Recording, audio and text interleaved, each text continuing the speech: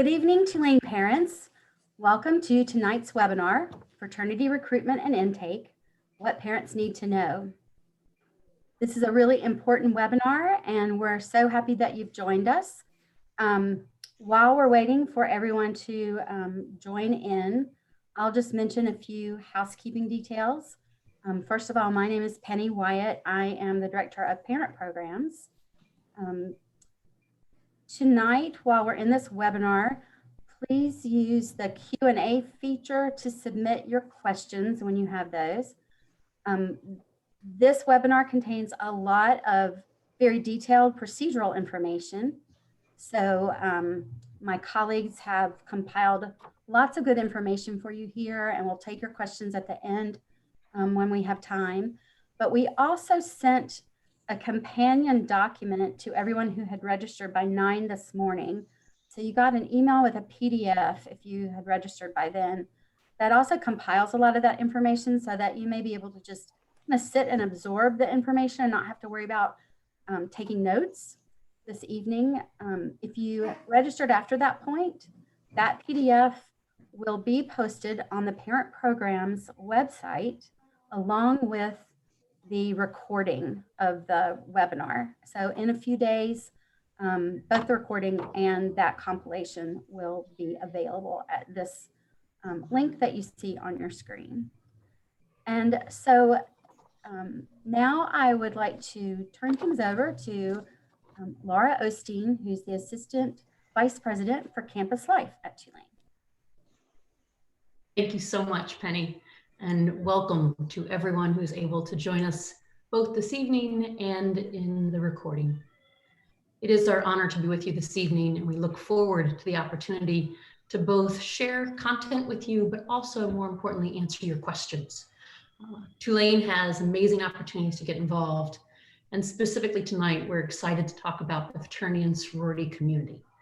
With us tonight are an incredible array of experts who work both personally and professionally through their careers and also their lived experiences in and of our Greek community. And so it's my honor to work with them. It's my honor to be here this evening with you to learn from them and to share what we know. I'd love to turn it over to Liz Schafer, who is our incredible Director of Fraternity and Sorority Programs. Liz. Thank you, Laura. Hi, everyone. As Laura said, my name is Liz Schafer. I'm the Director of Fraternity and Sorority Programs. I worked at Tulane for just a little over 11 years in the entire time in Fraternity and Sorority Programs, which has been my high honor. I'm going to apologize to you real quickly as my cat is getting in my lap and I need to make him move. That's the beauty of Zoom. So again, apologies for the cats that will come in, the children who will come in and need homework assistance. But it's great to be here with you all. And so I'd like each of our team members to introduce themselves. Julia, if you could begin, that would be great. Good evening, everyone, and anyone watching the recording. I'm Julia Hankins. I am one of the assistant directors for fraternity and sorority programs.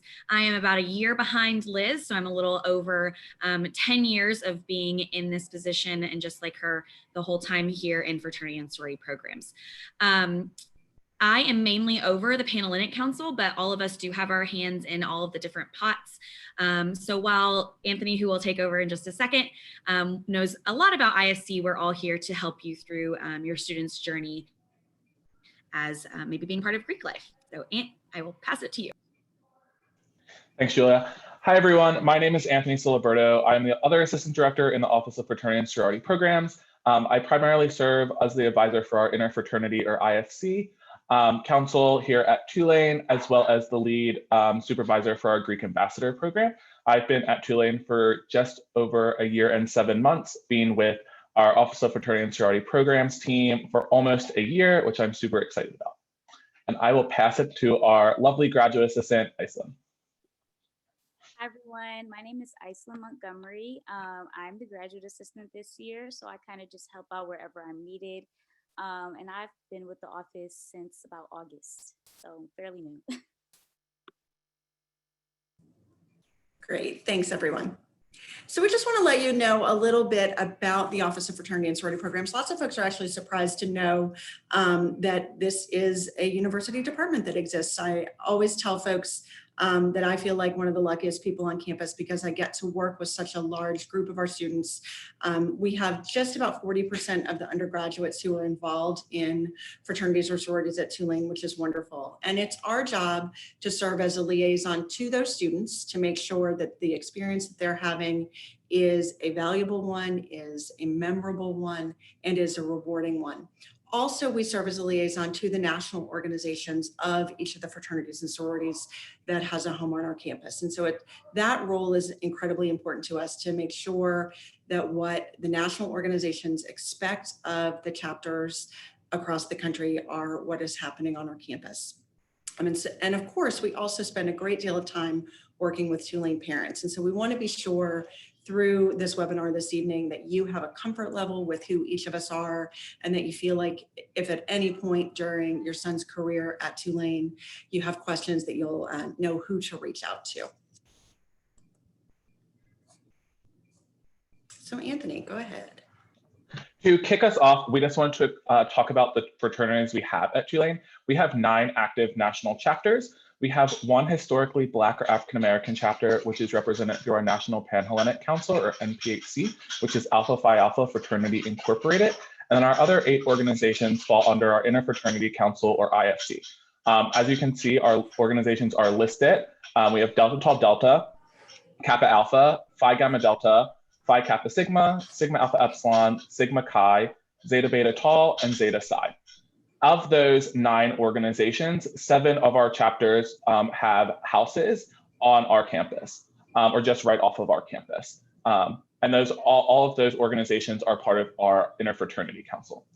Each of our organizations share common values centered on brotherhood, scholarship, leadership, and philanthropy. And they are very competitive when it comes to showing those things, which we will continue to talk about in the next few slides.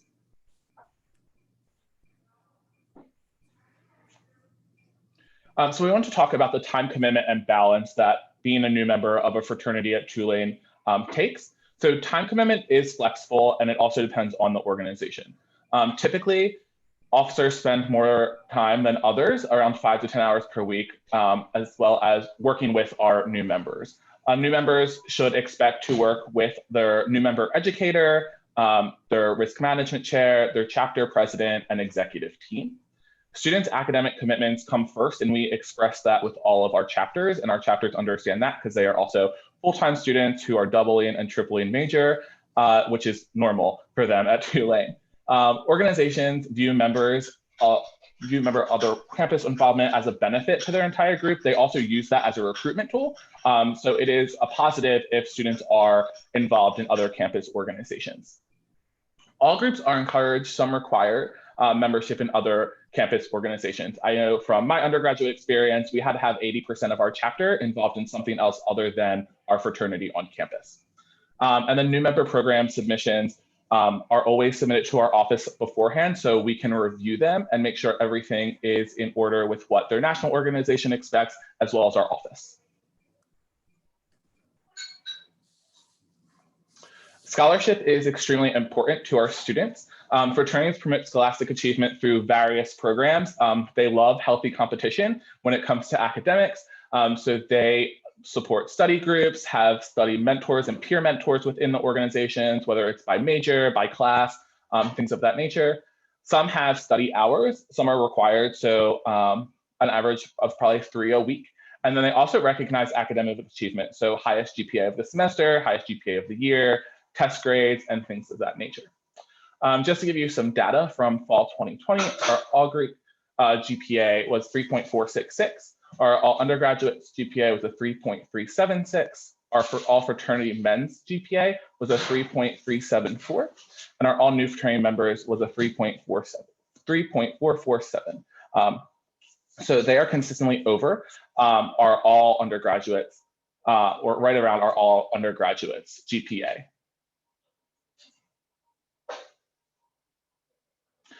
This is a question we always get a lot of questions about. So cost of membership. The cost of joining a Greek organizations varies.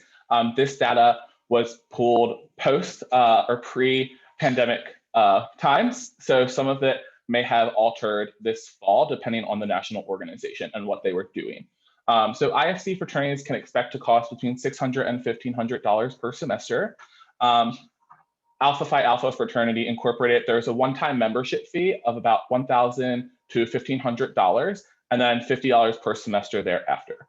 Typically, there are one-time new membership fees for all of our organizations, and that can be requested from the organization that your child joins. All dues cover programs, community service events, insurance fees, and national benefits.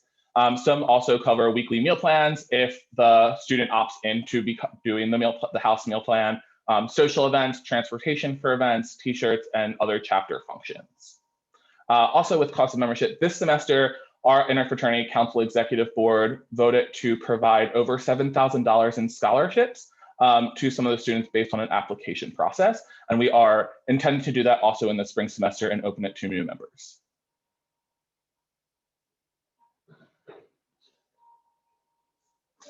Fraternity life during COVID. This has been an interesting time to work with our groups, but exciting because one of the things that it really allowed our students to do was redefine what the fraternity experience means to them. They were able to participate in national webinars with other professionals in fraternity and sorority life. They were able to connect with other students in organizations, as well as focus on brotherhood, which I think is an extremely important thing to do. Sometimes we get lost in all of the other things related to fraternity life. So it was really nice to see our chapters come back to what the root of fraternity is. With a focus on brotherhood and other chapter operations, all of our chapters hosted virtual or hybrid chapter meetings weekly, and also were able to do in-person, hybrid, and virtual events.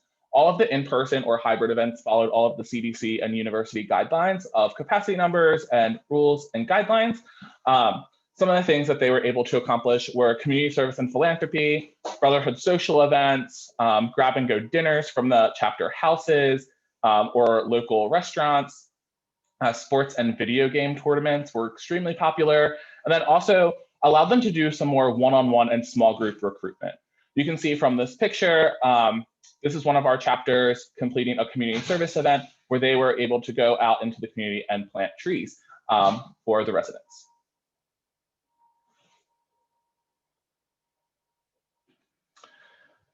So the primary reason we're here, recruitment and intake eligibility and the process. All participants must be undergraduate Tulane students, have a cumulative GPA of 2.5 or higher.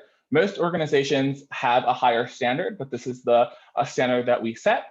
Be free of any student conduct sanction or disciplinary probation or of drug violation, have earned 12 credit hours, at least 6 must be graded college level courses, then also complete our potential new member or PNM education series, which consists of 5 components, which are sexual violence prevention, alcohol use and misuse awareness, diversity, inclusion, and equity, drug abuse awareness, and hazing prevention. We do not have any exceptions to our policies. And if your student wants to know if they have completed all of these recruitment intake eligibility options, they can feel free to reach out to our staff and we can take a look. One thing that is important to note is we designed a Canvas page specifically for our potential member education series. So it's all housed in one place. And just like if they were in a normal academic class, they can check their grades on there and it will tell them if it's completed. And if they have 100%, it's listed there, so they don't have anything to worry about.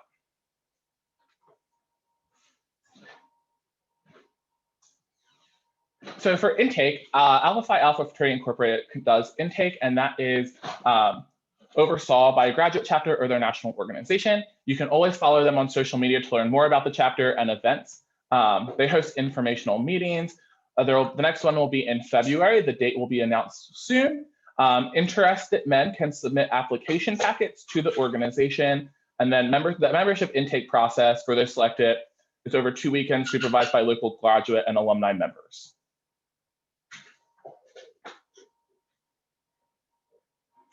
The Interfraternity Council or IFC recruitment is a little more complex, especially during the fall and spring semester. I had the lovely time creating this and I'm really excited to talk about it. So for our fall semester, the IFC, we hosted we call them recruitment rounds. in September, October, and November. And they were a week-long session, which kicked off with a virtual info session, which was about an hour to an hour and a half long, where our Vice President of Recruitment and Retention provided information about recruitment and how to get in touch with our chapters and about our office and what to expect during that session. And then we had breakout rooms for each chapter so they could virtually meet potential new members. Getting down into the in-person or hybrid events, we had 2 chapters host events 4 days a week. So they were hosted Monday through Thursday over 3 hours. And during those 3 hours, there was 4 time slots. So we required potential new members to register if they wanted to attend those events. And then based upon their availability, myself and our Vice President of Recruitment and Retention placed them into a 30-minute time slot. We had great success with this. Our chapters really appreciated that it wasn't as overwhelming as in the past because it was more controlled with the number of people they were getting to meet and more intentional. It wasn't just talking to a large group all at once. They could really develop some interpersonal relationships. Fraternities start forming opinions throughout the fall semester, whether it's through going to these events, personal outreach. They may meet people in class. They may have an older sibling at Tulane. There's a variety of ways that our students connected with our first year transfers, spring scholars, and interested second and third year students. And then we always post, we are very intentional this semester about posting everything on our Instagram, which you can follow at Tulane_IFC.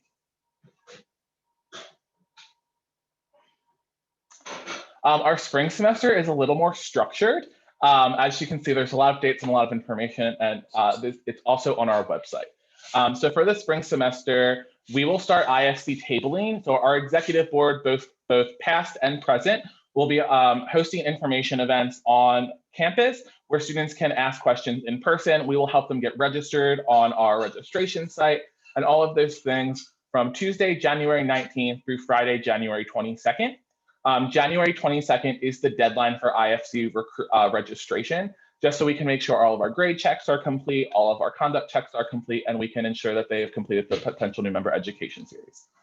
On Sunday, January 24th, we'll be hosting our last virtual info session. If students have not attended any in the fall semester, we really encourage them to attend the one in January, just so they learn all of the information, because we'll cover everything that students want to know. We intentionally have our Vice President of Recruitment and Retention provide the information because he's also a fellow student. And this year, he happens to also be the chapter president of his organization. From January 25th through January 2nd, we'll have our first recruitment round of the spring. This week, chapters will host both IFC sponsored events where we oversee all of the time slots and things like that. And they also have the opportunity to host small recruitment events that they register through our office. So we give them some flexibility in hosting specific events versus what they would like to do as well, more on a smaller scale. From Sunday, January 31st through Wednesday, February 3rd, we'll have our second recruitment round, very similar to what our fall looked like, with 2 chapters going a day, 2 chapters a night over 4 days. And then February 4th, chapters will host invitational events. Those may look differently, but they will extend offers to students to attend that event. And typically, if a student is attending the event, the chapter is extremely interested in them and would like to offer them a bid of membership. And then Friday, February 5th is our bid day, which we will make sure that all of our membership invitations are issued by staff, go through the process that we use through Campus Director, which is our registration site, and then students will be officially welcomed into their organizations.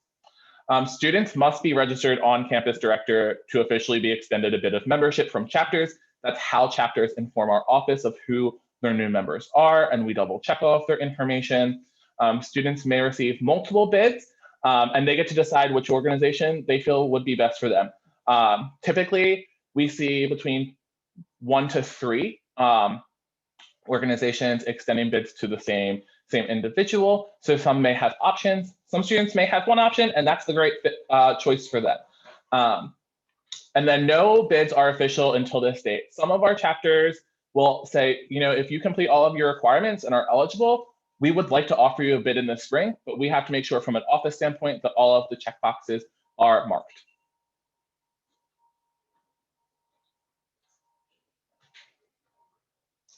I'll pass it back to Liz. So Laura and I both want to talk about a subject that's incredibly important to both of us, and that is that of the fact that we have a number of groups on campus that continue to operate without university recognition. Sometimes those are referred to as underground groups. Sometimes students may call them off-campus fraternities. We want to be really, really clear with all of you that there is no such thing at Tulane as an off-campus fraternity. There's either a recognized fraternity that we've talked to you about, listed on the screen that Anthony gave you the names of, or there is a rogue group of students who are posing as a fraternity and really frankly lying to your son if they are telling you that they are going to be recognized by the university soon.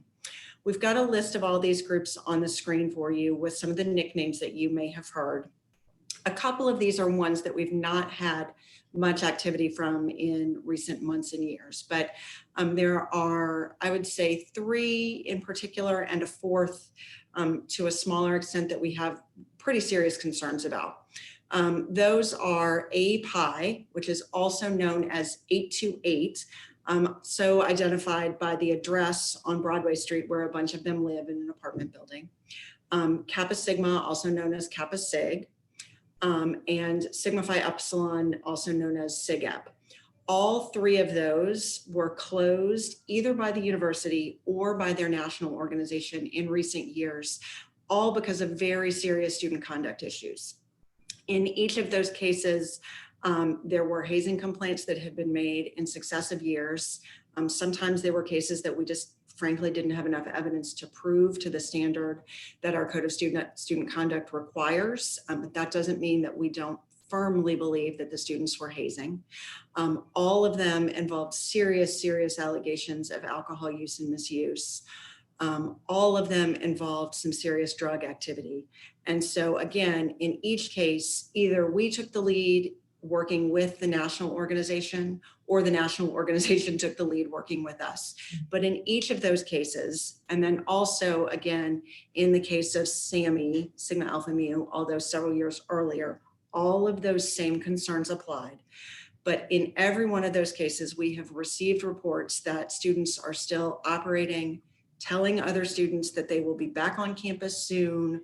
All they have to do is work out some administrative stuff and then everything will be fine. Again, they are lying when they say that. So Laura, I know you have some other information you would want to share as well.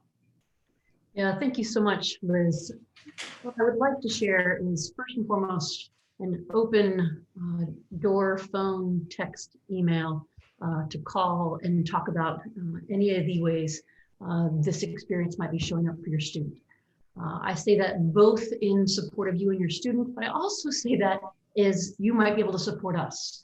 It is not our intent to always have this slide at this conversation. It is our intent to have thriving recognized groups and not to have these unrecognized groups of students that are operating unhelpfully and unsafely. And so a partnership between students, parents, and us as a community campus administrators truly might be able to get to that place. We are not there yet, but we do want to be sure that you know that because that will help us get to where we want to be.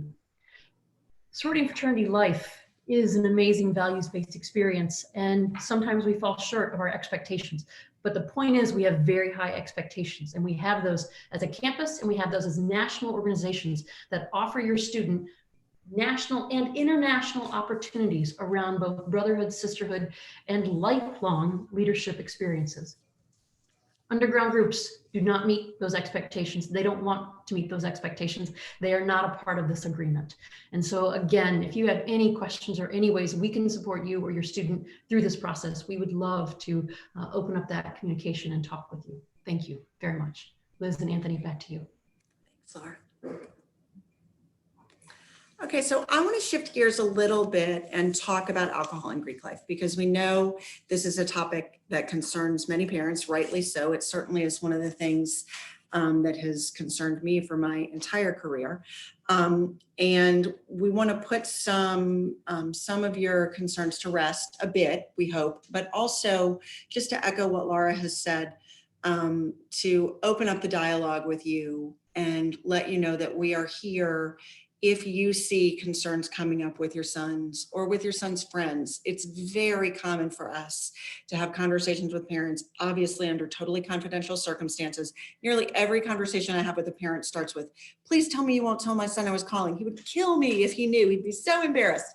And I actually had that conversation with the mom today and said, I would be terrible at my job and would never be able to continue doing it if I couldn't keep that secret. So please know that. But we want you to know that this is something that Tulane takes very seriously. Obviously, if you pay any attention to things in the news, you know there have been multiple serious concerns across the country over, many decades, but certainly over the last couple of years in particular, there has been a strong focus on alcohol use and misuse within the fraternity community in particular, because there have been so many tragic deaths of students, mainly because of alcohol related hazing incidents, but in some cases just because of really, really poor decision making around choices with alcohol. This is something that all of our national fraternities are really talking about and have been doing so for the last several years. And again, more so in recent years than we've seen over the course of my career. I think it's something that we've given lip service to in the past, but our national leaders are finally at a place where they're saying, we have to figure out a way to remove alcohol from the fraternity experience to the extent that it has been there. It just can't continue. For us, what we see at Tulane, I think is really important to know, is that we see alcohol intersecting with many, many other serious issues that our students face, whether those are mental health concerns, whether those are sexual violence concerns, whether it's other drug use, whether it is academic issues, all of those things, and most certainly hazing, almost always come back in some way, shape, or form to alcohol. And so we've done a number of things over the last couple of years in concert with our national organizations. And frankly, I'm proud to say I feel ahead of the curve of many of our national organizations to address these. The first of those started about 3 years ago when our Vice President for Student Affairs, Dr. Dusty Porter, whom some of you may have encountered, started a group that we call our Greek Steering Committee. We're actually having our semesterly meeting with them next week. And this is a group of folks who are pretty heavy hitters among the university community. We have a couple of members of the Tulane Board of Administrators. We have some senior level administrators, staff members in the president's office, our chief of police, a couple of faculty members, and then also some of our fraternity advisors who work on a volunteer basis, but who are fairly distinguished folks in that field. We're not, no offense to those who are younger and who are serving as alumni, but we feel very fortunate to have some more seasoned alumni working with this group. We use them both for helping to shape policy as we move forward. We use them as a sounding board to talk about things that we're thinking we might do in the future. And we also just really like to have their perspective on what they're hearing in the very different places they come from at the university. We focused a great deal on alcohol with this group over the last couple of years and about how we can, again, work to remove alcohol even more from the fraternity and sorority experience. Our potential new member education series, Anthony referenced this earlier. This is a program, I think we're in year 6 of, Julia, maybe 5, 6, I can't remember. But this is a program we started a couple of years ago when some of our student leaders said to us, we need our new members coming to us to know what they're getting into. A lot of them come to us thinking that joining a fraternity is going to mean they're going to be partying all the time. And that's not who we are. Yes, we like to have fun. Yes, we have parties. Yes, a lot of us drink. Yes, some of us frankly use recreational drugs that we probably shouldn't, but that's the reality. And so if these students are going to come to us, we need them to be prepared and have really strong foundational knowledge about the issues that they're going to face. And so this program has been a wonderful partnership for us with our Wellness and Health Promotion Center on campus.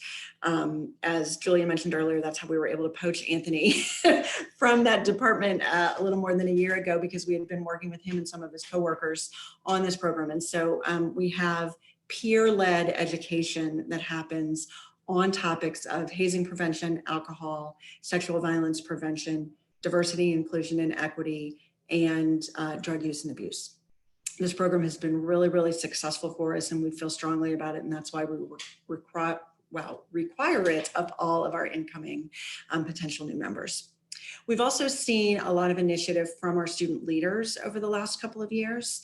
Some of that, as I mentioned, came through the PNM education series, but probably the most significant one of those came about 2 years ago when our Interfraternity Council officers adopted two really important policies. The first of those is that they no longer allow alcohol to be served at any events at their chapter houses or at off-campus functions, other than if they are utilizing a cash bar. So the old days of the fraternity just, sponsors or pays for a bunch of alcohol for everybody and gives it away, those don't exist within our fraternity system anymore. They're utilizing a cash bar. The other of those was not as much of an issue this fall because of COVID, but has in previous years been an issue that we no longer allow our first-year men or women to attend any functions with alcohol at fraternity houses during the first 4 weeks of school. What we had found over the years was that we saw a lot of transports to the hospital for intoxication because of alcohol during those crucial first couple of weeks. We saw injuries from people, all of which were stemming back from students going to fraternity parties for the first time and just not really knowing what their limits were yet. And so the fraternities voted to say, we're just gonna let the first year students adjust themselves to college life first before they're able to attend events at our fraternity houses. And then finally, our newest program is one that Anthony mentioned, and we're very proud of him for piloting, and that is our Greek ambassadors. This is a group of about 30 current undergraduates who are members of our fraternities and sororities who now serve as peer educators to both potential new members and to their peers within chapters. And a lot of the education that they're going to be providing in the coming semesters for their fellow fraternities and sorority members is specifically about alcohol. Next, we want to talk about another incredibly serious topic, and that is hazing prevention. We've got the definition of hazing from the Tulane Code of Student Conduct on the screen. It's a long definition, so I'm certainly not going to read it to you, but it's something that you can access on the Tulane website in the Code of Student Conduct very easily.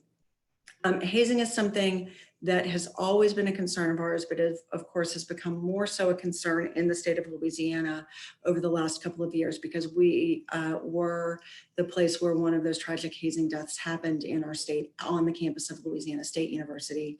And then there was another serious hazing related incident just this fall at LSU. And so our state legislature has taken serious note of that and has reacted, we think, in a very good way because of that. So we want to talk a little bit about the different types of hazing that you might see. So subtle hazing is the kind of stuff that your student might not even realize, or that you might not even realize actually is classified as hazing. So requiring members to do kind of silly things, not letting them sleep as much, making them wear stupid clothes or carry around a turtle backpack, which is one that we've had over the years. Not necessarily harmful, but really doesn't serve a purpose. And so for us, it starts kind of that slippery slope. The next type of hazing is what's called harassment hazing. And so any type of interrogation, quizzing students about the stereotypical things you may have heard over the years, asking people questions about a member and what his behavior was like in high school that they would have no way of knowing. Personal servitude, so requiring them to run errands for them or be a designated driver, things like that. Again, embarrassing clothing. So maybe going beyond just the silly, but an outfit that's going to draw attention to them in a negative way, or assigning pranks. Those are all things that fall under the heading of harassment hazing. And then the final kind is violent hazing. And again, this is some of the sensational stories that you've heard. So capturing students or kidnapping them, and sometimes in what is deemed to be, a funny, jokey way, but obviously can lead to severe violence. Total or partial nudity at any point is classified as violent hazing. Pushing, any type of physical violence, fighting, things like that. Forced consumption of any liquid or food, including alcohol, but all kinds of nasty foods, and any paddling or whipping. Any of those would be considered violent hazing. At Tulane, we are most likely to see subtle and harassment hazing. We see a lot of embarrassing acts. It's very common for us to get an anonymous report of someone who had to dress in something stupid, but unfortunately, it's not the kind of thing that they're typically doing when we who work at the university, when the adults are around. It tends to happen after hours when not as many folks are going to see it. I mentioned earlier that slippery slope of the lower order hazing, and the stuff that really concerns us is these lower order acts that are on their face, maybe not dangerous, but what those can turn into when they are combined with alcohol. Folks in our field talk a lot about the hidden harm of hazing, that it's not uncommon for a student to come into a fraternity and have some previous mental health issues, or even just a previous injury, for instance. You know, you played high school sports and you had an ACL injury, but your new fraternity brothers don't know that. And they're going to force you to work out every day because, hey, that sounds like a good idea. We all want to be physically fit. And the new member doesn't feel like he can say anything to stop it because he wants to fit in, but he's re-aggravating his knee. That's a perfect example of how this stuff that sounds like it's not that big of a deal can turn into something larger and much more dangerous. But these are the things that we typically see at Tulane. We, over the last 2 years, investigated 4 different fraternities for hazing incidents. One of those fraternities was found not responsible. There was not evidence showing that what the concern was anything that was actually happening. The other 3 were found responsible, but they were all found responsible for incidents that were kind of on this lower level. Fortunately, they weren't things where that slippery slope took us to a much worse place. And so we were able to work through those cases with some educational sanctions. I tell you that to let you know that if you have concerns, we want you to feel really confident about reporting them to us, because a concern does not most of the time turn into a fraternity being shut down. Typically, what it gives us is the opportunity to work with the group and to change their behavior and recognize that they're just not being very creative with the things they're trying to do, that there are better ways for them to achieve the goals of bonding than what they are choosing. And so making a report really often, for the most part, does not cause a negative impact to the students who are involved. More than anything, what it does is save the potential new members or the new members from a lot of grief and heartache. As I mentioned earlier, our legislature a couple of years ago put in some new state statutes regarding hazing. The important notes for us is that hazing is now criminalized if it meets certain definitions. And there are criminal penalties now that can be assigned both for students who engage in hazing and for those who fail to report it if they're aware of it. And those are really important notes for our students to be aware of. The case of the student who died at Louisiana State University in 2017 has just in the last several months gone through the criminal process. And so it is sort of helpful for us to be able to point to our students that there have been criminal prosecutions that have ended up with serious fines for the students involved for the acts they perpetrated. We've got our hazing prevention resources on the screen for you. As I mentioned earlier, making reports is one of the best things you can do, whether it's your own student or a student that your son knows and is friends with. We've got all of the definitions on our website. We've got our hazing hotline phone number. That's the 504-862-3111 number. That is a confidential voicemail that does not have caller ID on it. It goes directly to a recorded message that is emailed to an on-call staff member within the Division of Student Affairs. So if you leave a message on that hotline at any time of day, within no more than 15 minutes, someone is able to respond. The same goes for our tulane.edu/concerns reporting form. That is monitored in real time as well. What I ask of you with either of those two things is if you are making a report, it's just imperative that you give us as much detail as possible. We get every year reports of such and such fraternity is hazing and they're doing bad stuff tonight. Please make it stop. And I hope you can imagine how frustrating that is for us because, you know, as I mentioned earlier, I'm a mom myself. So if I were calling and leaving a message feeling like somebody was going to be able to help my child, but I didn't give that person the tools to help my child, I would probably, reflect and feel pretty bad about it. And so it's important for you to tell us who is involved, the name of the organization, the names of specific students, if you have them, location of what's happening if you have it. And that location can be as simple as, I know all the students on, Monroe Hall, floor number 7 are having to do something tonight. Even a detail such as that doesn't give us names is helpful to us. This address, or, my son has been told he has to go to a house off of Broadway, and these are the intersecting streets. Just little details like that give us so much more to be able to try to prevent something bad from happening. So again, please remember that you can make a report confidentially or anonymously. Frankly, confidential where we can call you back is better, but I understand if you are hesitant to do that. And so if you just want to leave us something anonymous, you can give us as much detail as possible. That will be helpful. HAZINGprevention.org is a national resource that you can also go to. And there's also a national 24-hour hazing hotline. If you don't feel confident leaving something with Tulane, but you do want to give something about a specific chapter on our campus, you can do that, and it will also get routed back to us.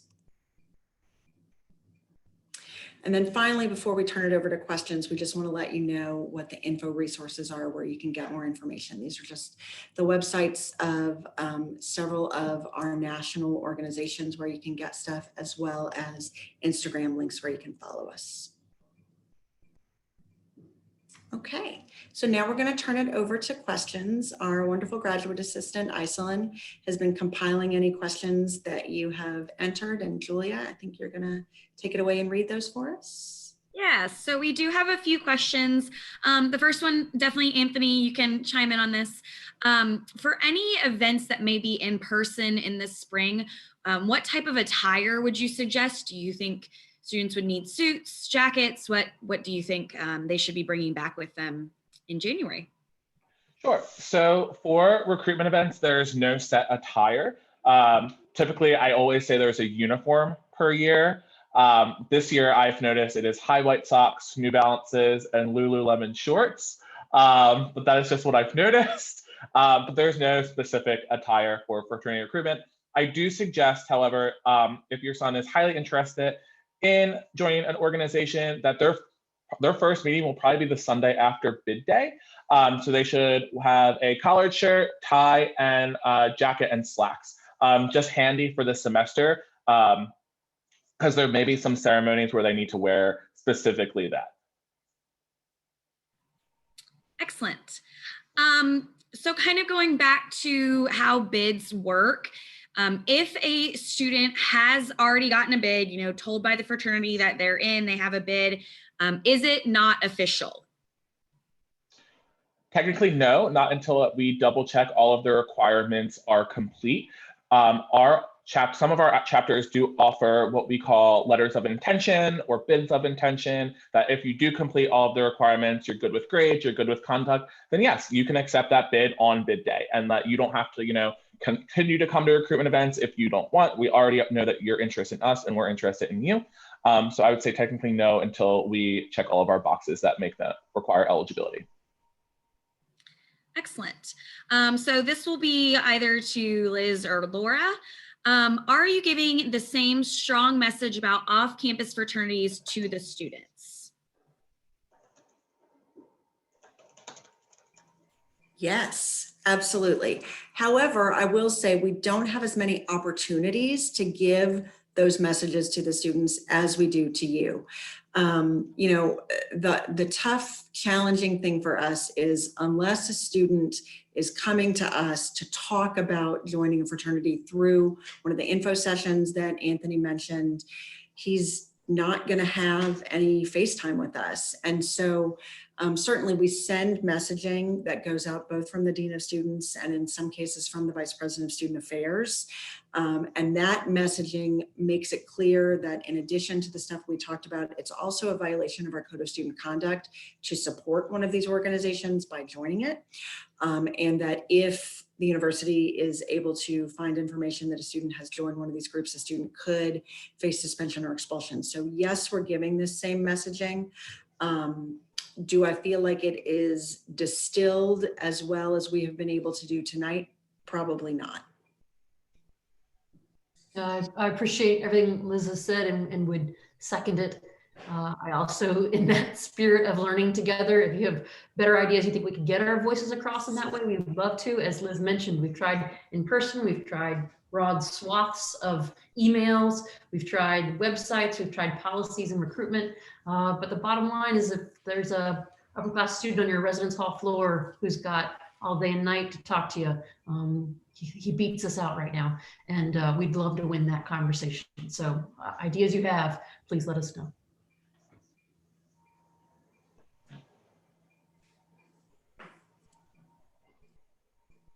I knew I was going to do it. I knew I was going to do it. All right. Now that I'm off mute. So here's another question about an off-campus fraternity, but there's a couple different ways I interpreted the question. So, so basically the question is, what if the fraternity is off campus? So I guess maybe that means, is it maybe a house off campus, but they are recognized, or that it is one of the unrecognized events? So maybe, or unrecognized groups. So maybe talk through what kind of conduct looks like if it is an unrecognized group, or I guess maybe what the students would face if they do join a group like that. Okay, sure. So I'm going to try to wrap my mind around what the person asking actually meant. So it's important from the standpoint of what we see actually happening to know that. So I mentioned when I was talking about API, this 828 for apartment complex. In the case of SIGEP and in the case of SAMI, we are aware that there are houses where a bunch of the students who are members of those groups live.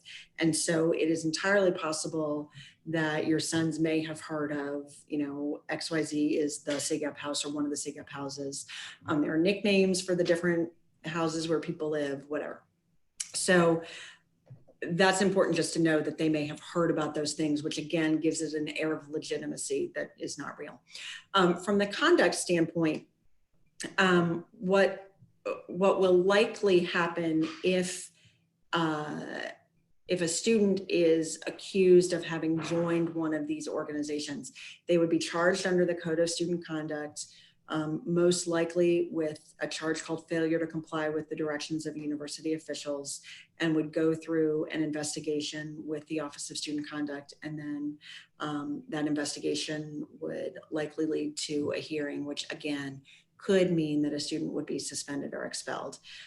If that did not answer your question, please feel free to type it in again so we can clarify what it was that you're asking. Yes, well, this can also help, but where are the fraternity classes, since they are, as far as location is concerned? Okay, perfect. So if you were able to visit Tulane with your son before COVID hit and get any sense of how the campus is laid out, Broadway Street is one of the boundaries. Here in New Orleans, we don't use north, south, east, and west as our boundaries. So I'm sorry, I can't tell you which part of the campus that's on. But Broadway Street is where the old Newcomb College campus sits. And unfortunately, I hate to use this as a landmark, but the Boot Bar, which you may have heard of, sits along Broadway Street. Most of our fraternity houses are right along that corridor, as are the sorority houses. And so all the chapter houses, that's just an important note as well. The chapter houses are privately owned, in most cases by what's called a local house corporation. So a group of alumni work together to maintain the facilities. In one case, it's actually owned by a national housing corporation. So the staff of the national organization has liaisons here locally who work with them. And so that Broadway corridor is also where a large percentage of our upper division students who no longer live on campus rent apartments. And so it's, they're just steeped right in the middle of where a lot of off-campus life is. And so again, that's why it's quite easy for some of the unrecognized groups to just sort of blend in with everybody else. But from the perspective of where our chapter houses are, they're right amongst where everybody else is. very close to campus.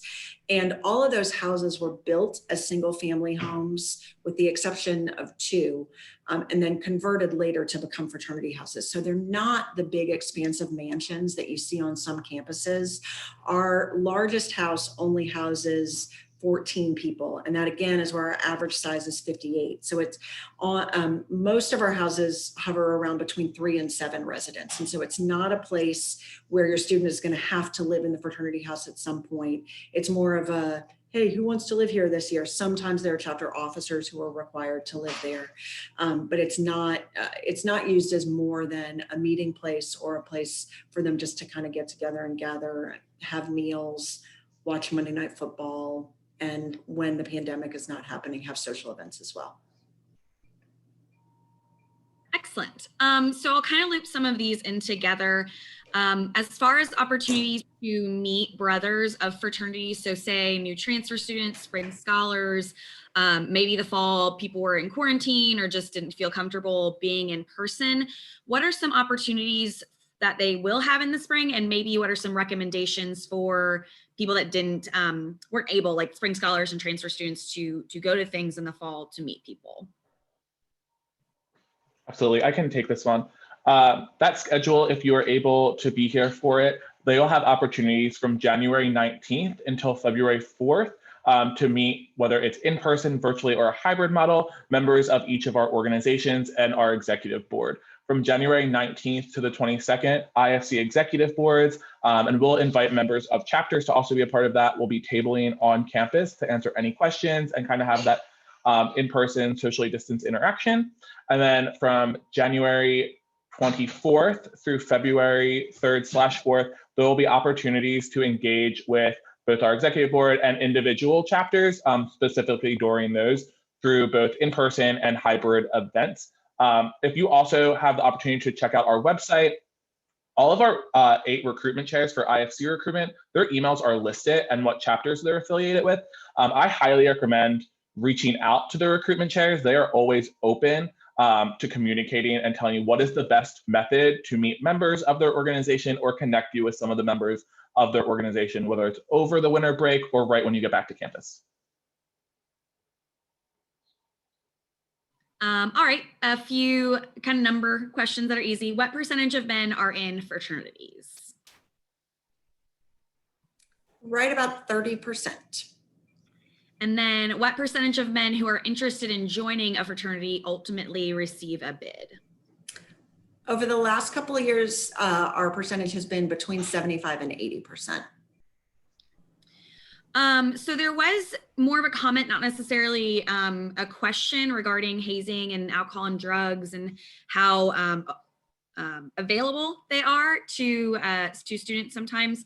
So maybe some recommendations you might have for students that are feeling that peer pressure of having to go through hazing or having to partake in those activities just to feel the need to fit in. Sure, I would recommend meeting their new member educators and reviewing the plan. We have the document that outlines every chapter's new member education plan. If they astray from that, chapters may face consequences or will face consequences because of that. I have the lovely job of reading all of them and approving them with Liz and Julia's oversight as well. So that would be my recommendation, is meet with the new member educator and ask questions. I would also say there are a lot of students within our fraternity and sorority community who don't drink and who don't use drugs. And, you know, along with what Anthony's talking about talking with the new member educator, the point of everything we're doing within fraternity and sorority is to make the students feel comfortable enough that they can just talk to somebody in the chapter. And it's important for them, as hard as it is as a 17 or 18-year-old who's worried about, you know, that he's going to look dumb or anybody's going to look down on him or anything like that. It's important for your sons to remember, if they've been invited to membership, the fraternity wanted them. And so they need to go in with just a hint of confidence that they're there because people have accepted them. And so it's okay to say, like, hey, can you just let me know, or like, who are the guys around here who don't drink? Can I just, like, can somebody hook me up with them? I would just love to talk with them once in a while. There's one particular member of our Greek ambassador team who is somebody who is he has been in recovery, but he's somebody who is very clear that he is not drinking anymore. And that's a student where, you know, if your son doesn't feel comfortable reaching out to somebody in the fraternity, he can ask Anthony to put him in touch with that student I've just talked about. That's the kind of stuff that I was talking about the very beginning that we're here for. We're here to help connect your students to the people that are going to make them feel comfortable in this community. And we can do that in a discreet way so that nobody knows they talk to us. COVID makes that easier because nobody even sees them come into our offices.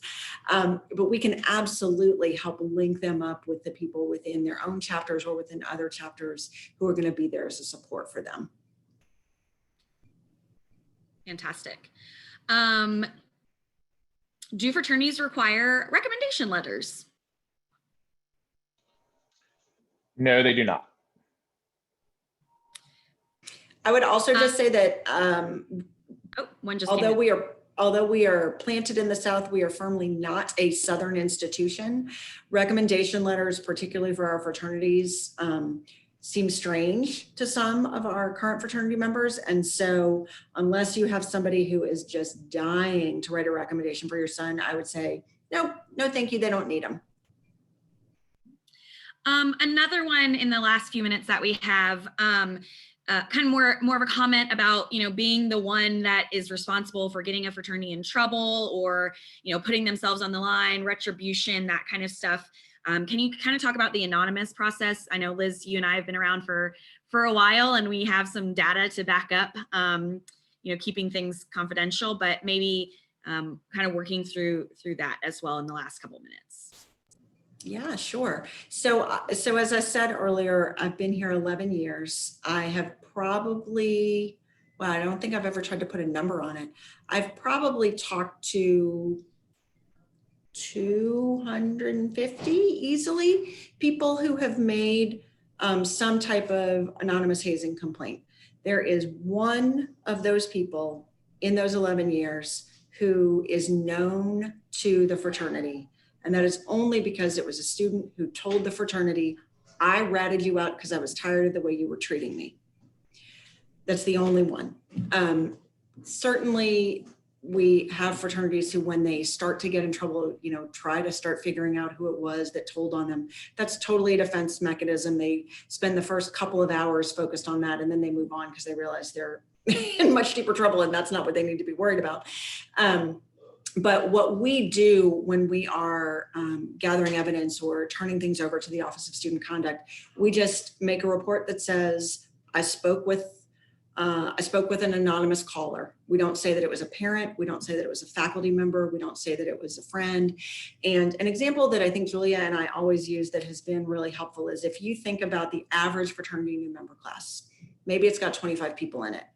Each one of those 25 has a roommate, has at least one parent, has at least one best friend from home, has 3 or 4 faculty members who are interacting with them, has a resident advisor, has an academic advisor, has a success coach. So we're now up to 250 people who could be the one who made that report.